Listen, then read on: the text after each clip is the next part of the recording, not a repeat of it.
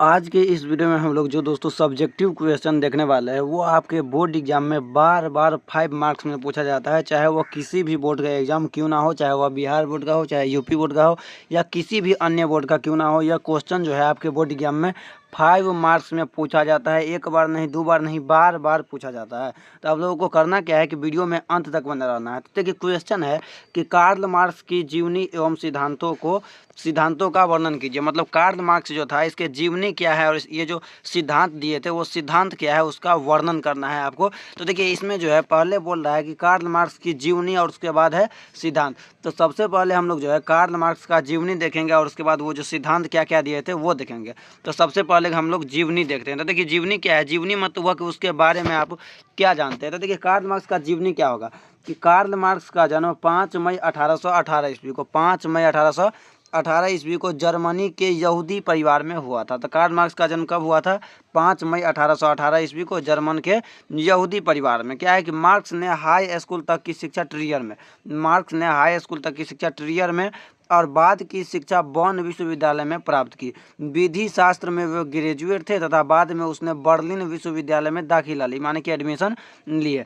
जहां उनकी मुलाकात किससे हुई? तो हीगल से हुई। वो किस कॉलेज, देखिए आपसे पूछ सकता है कि कार्ल मार्क्स का जन्म हीगल से कहाँ पे हुआ था, तो किस कॉलेज में हुआ था? तो बर्लिन विश्वविद्यालय में हुआ था कार्ल मार्क्स का जन्म हीगल से। इसके बाद क्या है कि कार्ल मार्क्स जो थे ना वो हीगल के विचार से क्या हुए थे? बहुत प्रभावित हुए थे। क्या है कि उसके विचारों से वह बहुत प्रभावित हुए और 1843 ईस्वी में अपना विवाह जेनी नामक युवती से हुआ। देखिए वो प्रभावित हुए थे सिर्फ किससे? हीगल से, लेकिन इसका विवाह किससे हुआ था? 1847 ईस्वी में जेनी नामक युवती से हुआ था। ये आप नहीं सोचेगा कि हीगल से प्रभावित हुए थे तो उसी से शादी हुआ होगा, ऐसा बिल्कुल भी नहीं है। उसका विवाह कब हुआ था? तो 1843 ईस्वी में जैनी नामक युवती के साथ, जिसे वह पहले से ही जानता था। क्या है इसके बाद देखिए कि उसकी रुचि राजनीति और समाज सुधार की ओर अग्रसर होने लगी। उसने मॉन्टेस्क्यू और रूसो के विचारों का गहन अध्ययन करना शुरू कर दिया। इसके बाद क्या है देखिए कि उसकी मुलाकात फ्रेडरिक एंजल्स से पेरिस में सन 1844 ईस्वी में हुई थी। तो आपसे यह भी पूछ सकता है कि फ्रेडरिक एंजल्स से जो है कार्ल मार्क्स का मुलाकात कब हुआ था? तो 1844 ईस्वी में हुआ था। ये आपको याद रखना है। इसके बाद देखिए क्या है कि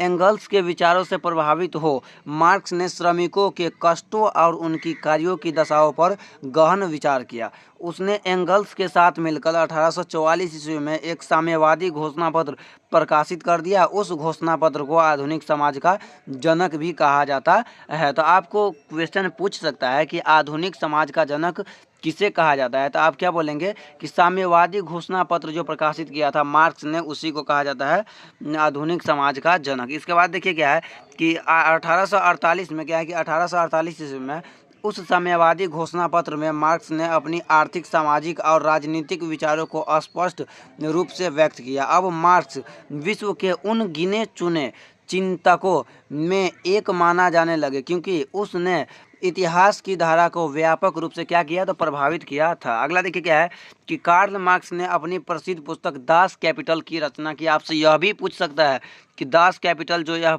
पुस्तक है यह किसका रचना है? तो यह किसका रचना है? तो कार्ल मार्क्स का एक प्रसिद्ध पुस्तक है और उसका ही रचना है। इसके बाद देखिए क्या है कि रचना की 1867 में, जिसे समाजवादियों का बाइबिल कहा जाता है। तो आप बताइए कि समाजवादियों का बाइबिल किसे कहा जाता है? तो दास कैपिटल को ही समाजवादियों का बाइबिल कहा जाता है। तो ये था कार्ल मार्क्स का जीवनी। लेकिन अब हम लोग क्या देखेंगे? तो कार्ल मार्क्स का सिद्धांत देखेंगे। तो देखिए कार्ल मार्क्स का सिद्धांत क्या दिए थे। देखिए क्या है कि कार्ल मार्क्स ने अपने 5 सिद्धांतों का प्रतिपादन किया जो कि निम्नलिखित है। कार्ल मार्क्स अपने कितने सिद्धांतों का प्रतिपादित किया था? तो 5 सिद्धांतों का, जो कि नीचे दिया गया है। तो देखिए क्या है कि द्वंद्वात्मक भौतिकवाद का सिद्धांत, दूसरा है वर्ग संघर्ष का सिद्धांत, तीसरा है इतिहास की भौतिकवादी व्याख्या, चौथा है देखिए मूल्य एवं अतिरिक्त मूल्य का सिद्धांत तथा पाँचवा है कि राज्यहीन एवं वर्गहीन समाज की स्थापना। तो यह जो है कार्ल मार्क्स का क्या है, 5 सिद्धांत है। तो ये था कार्ल मार्क्स का जीवनी और उसका सिद्धांत, जो कि आपके बोर्ड एग्जाम में बार बार पूछा जाता है। तो आपको करना क्या है, वीडियो को लाइक करना है, चैनल को सब्सक्राइब करना है, ताकि ऐसा ही इंपॉर्टेंट क्वेश्चन आपको बार बार मिलता रहे इसी चैनल पे, और ऐसा अपलोड होता है, ठीक है ना। तो आप लोग वीडियो को लाइक करके चैनल को सब्सक्राइब कर लीजिए। तो चलिए मिलते हैं फिर से किसी नेक्स्ट और नए वीडियो में, तब तक के लिए जय हिंद, जय भारत।